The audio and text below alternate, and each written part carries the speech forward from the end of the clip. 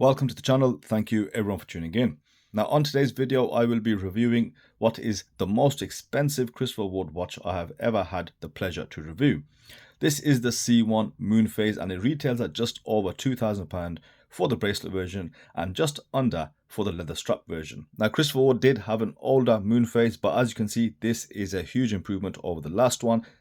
Now this watch initially looks very simplistic. However, it does a great job of hiding that complexity it actually contains and what it does to achieve this. Now with that, let's cover the specifications and dimensions. You have a 316L stainless steel case. This is the new light catcher case. You've got a box sapphire crystal with 30 meters of water resistance due to that push-pull crown and non-screw down case back. Now this watch also houses Christopher Ward's in-house JJ04 caliber, which is based on the Sellita SW200, so it has the same specifications like the 38 hours of power reserve and the high beat of 28,800 vibrations per hour. Now I'll tell you a bit more about that movement because this is a heavily modified movement, which is why Christopher Ward referred to it as the in-house JJ04. Now dimensions wise, it comes at 40.5 millimeters across the diameter, with a thickness of 13.3 millimeters, a lug to lug of 48 millimeters, and a 20 millimeter lug width. Now I know what you're thinking, 13 millimeters for a dress watch, it seems excessive. Now while I agree for the most part, you need to understand what they've done with this Moonphase function, and it's due to that you have that extra thickness. So the first thing to address is the in-house JJ04 caliber, which as I said is a modified SW200, which has been actually totally stripped out. They removed the date function and they've stripped out all the spring-loaded assemblies, and they've actually added in 4 additional wheels to drive the main Moonphase disc. And then they've added another 2 wheels for the setting mechanism. So Christopher Ward's watchmakers have totally redeveloped this movement in a way and made it their own. And from a brand like Christopher Ward, this is that small step towards high-end horology, and they've totally geared the movement and the aesthetics of this watch to dedicate it to that Moonphase function. Now you don't usually see this. You find Moonphase functions in a small corner of the watch or perhaps on a sub dial, but with this is the main point and the main feature. Now here's the amazing bit. If fully wound, it would accurately measure the moon cycle for a period of 128 years. So it basically acts like a perpetual calendar in a way. Now for this to be done mechanically, it does seem quite amazing to me. Now the next bit we want to look at is of course this huge moon in the center of that dial. I've never seen a moon so big on a watch. And what's more, that is so detailed. It has that subtle shading, giving you the shadows around the crater, and the perspective is unreal. It's like you're still looking at the moon from a far distance, but it's so close sitting on your watch. And they didn't give us a zoomed in moon, with the very detailed craters and textures. And I think the perspective is spot on. It's also 3-dimensional. So how did they achieve this? Well, they actually are able to carve this moon because it's made of Globolite.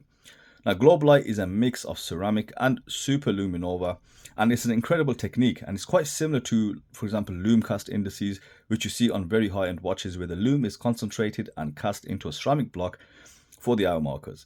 Now this is such an advanced technique, and it's not something which I have seen before. Now because it is Globolite and it's a mix of superluminova, this is where this looks absolutely stunning. If you take a look at the lume shot, what you'll find, it's not overly bright, it's not overly glaring through, but it does have a subtle glow to it, and it's quite similar to you actually looking at the moon through a very clear night sky, and you just see the moon with a very nice cool glow. Now the glow also encompasses the shading that you see on the moon, and it's a very subtle glow throughout. It's quite consistent, and overall I am really impressed. Especially this is my first time looking at something like Globolite, and I think they have executed it exceptionally well. So with this watch being all about the Moonphase, it obviously makes sense to use aventurine dials, and you have 2 dials being used on this watch.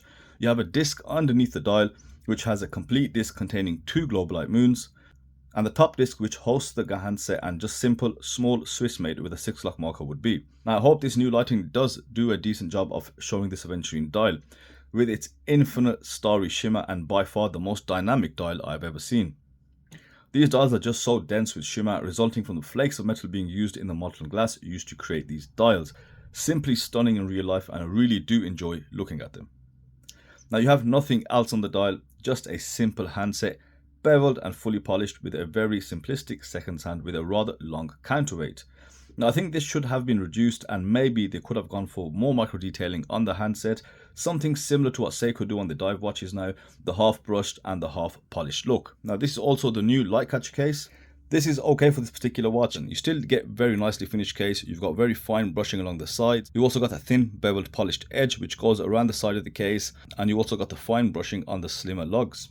The bezel has a polished rim and a brushed bevel face which has been kept slim to maximize that dial surface area. Now the crown is still signed, and although it's a little small for the watch, it does work, but it could do with being slightly wider to get a better grip. Now the bracelet is the new console bracelet which we have looked at in the past. I think it's a much better fit for this C1 Moonphase and perfectly matches the dress watch aesthetic. It's got nice slim links, mix of brushing and polishing, comes complete with quick release spring bars so you can change between the bracelet and the strap. You also have screw-in links and a butterfly clasp with Christopher Ward engraved on either side. Now I don't think you need half links because the links are small enough, and I've adjusted it for my 6.5-inch wrist with still another 2 links on either side which can be removed. Now on wrist the watch does wear really well balanced. The larger diameter combined with a slim bezel really gives that dial some dominating presence. The case also looks good and fits nicely, the thinner lugs accentuating that dress watch curves, and that console bracelet conforms as comfortably as you would expect given the design. Now the lug to lug is also perfect for my wrist size, and everything on this watch is just all about that large moon in the center of the deep starry dial. Now in terms of legibility, yes, it will suffer depending on where you are seated. Indoor lighting can be an issue, but not by much. You just have to turn your wrist to catch the light on the handset.